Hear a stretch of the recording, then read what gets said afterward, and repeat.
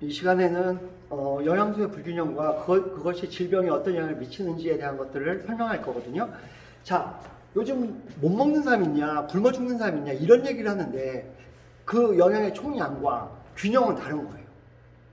지금은 못 먹어서가 아니라 불균형이 일어나서 문제가 되는 거예요. 불균형이 일어나서. 자, 이 영양의 불균형, 영양의 핵심은 뭐냐? 필수 영양소하고 연관이 있어요. 무슨 얘기냐? 자, 단백질이 있는데, 단백질에 23종의 아미노산이 이루어져 있어요. 근데 그 중에 9종이 필수 아미노산이에요. 즉, 우리 몸에서 반드시 필요한 건 이 9종이고요. 이 9종이고요. 이 9종을 안 먹어주면 죽는다는 거예요. 그래서 이 9종이 다 들어있는 걸 뭐라 그래요? 완전 단백질, 아미노, 백화, 이런 표현들을 쓰죠. 그래서 어떤 거 있어요? 소, 우유, 달걀. 애기는 우유만 먹잖아요. 우유가 완전 단백질이 아니면요, 애기는 죽어요. 이 9종이 다 들어있어야 된다는 거예요. 이렇게. 자, 그 다음에 지방산도요.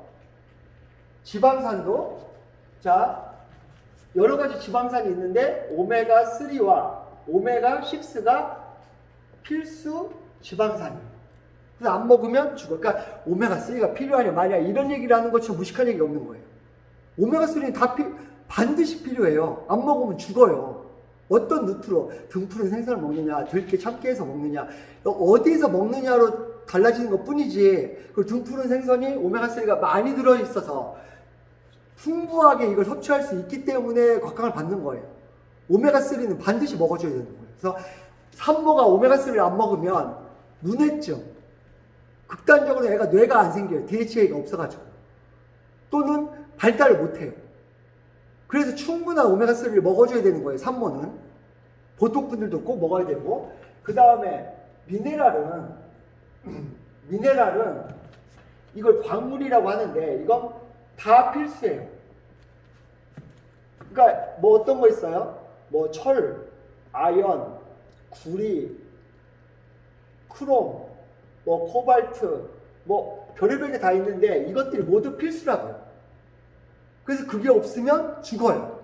무슨 얘기냐면 이거 미량이긴 하지만 이렇게 생각해 보세요. 이렇게 물통이 이렇게 있는데 얘는 여기까지만 차 있어. 딴 건 다 많은데. 그럼 보세요. 물을 붓잖아요? 그럼 얘 여기까지 차요. 이게 만약에 코발트라고 하면요. 이 코발트 하나 없어서 사람 죽게 되는 거예요. 전체 다른 거 다 무의미해지는 거예요. 얘 하나를 못 채워주면. 그래서 얘가 어떻게 해놨다? 이거 하나가 없으면 죽음에 이르기 때문에 이걸 어디다 저장해놨다? 뼈에다 저장을 해놨다. 뼈. 이 미네랄들을 몽땅 뼈에다 저장을 해놨다. 그래서 뼈 표면에 파골, 세포라는 게 있고 몸에서 항산성이 깨진다든지 갑자기 미네랄이 얘가 이렇게 부족한 신호가 오면 부갑상선 호르몬이 분비돼가지고요. 파골세포를 작동해갖고요. 얘를 채워준다고요.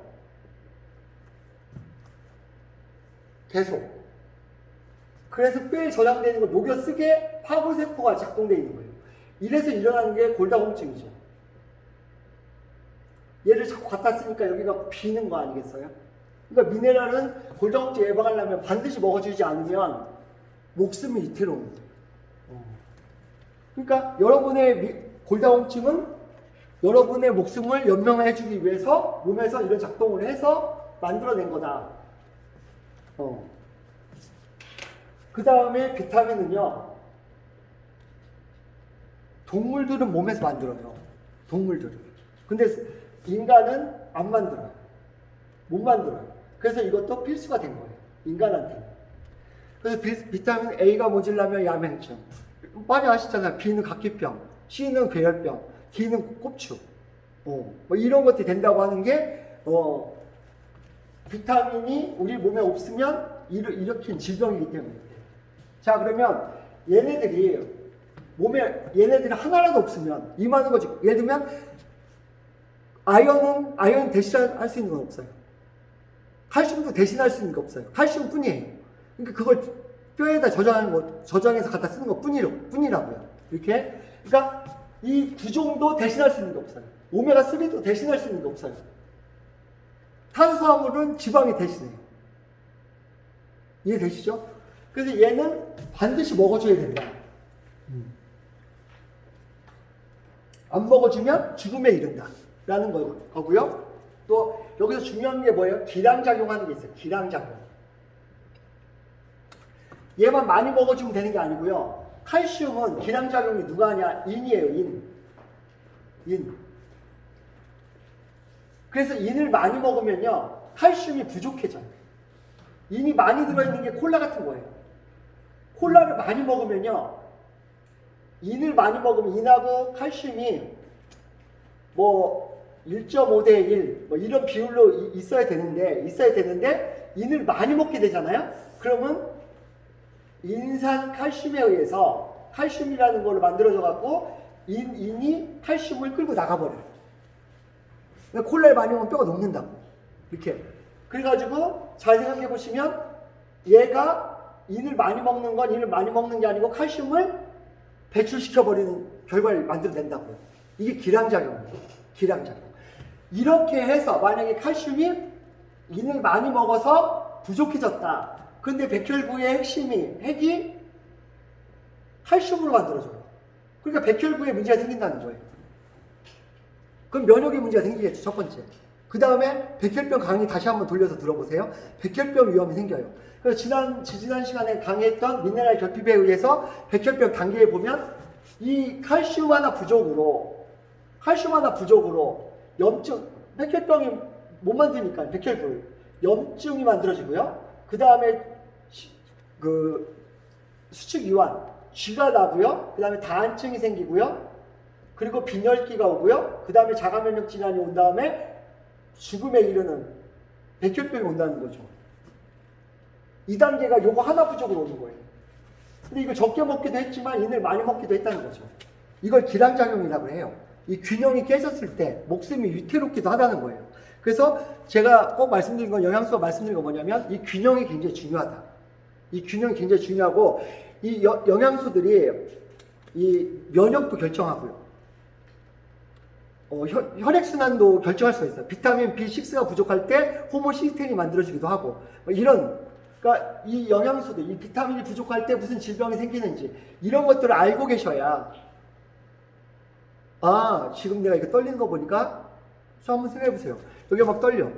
그럼 보톡스로 이 교감신경 차단해버려요. 그리고 나중에 안 되면 잘라버려요. 이게 말이 되는 겁니까? 칼슘 마그네슘 부족하다는 거 대한민국이 다 알아요. 어떤 분들이 이걸 인정 안 할지 몰라도 그럼 충분히 먹어보세요. 안 떨려요, 분명히. 근데 흡수를 잘 생각하셔야 되죠. 흡수 안 되는 걸 갖고 막 먹는데 문제가 될 수 있죠. 충분히 흡수돼야 된다는 거예요. 그걸 감안해서 먹었을 때 멈춰요. 이게 질병을 유발하는 거예요. 이걸 마치 질병처럼 생각하고 이렇게 따지면 배고픈 것도 질병이에요.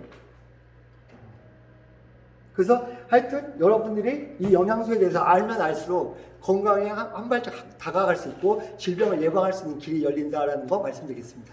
예, 마치겠습니다.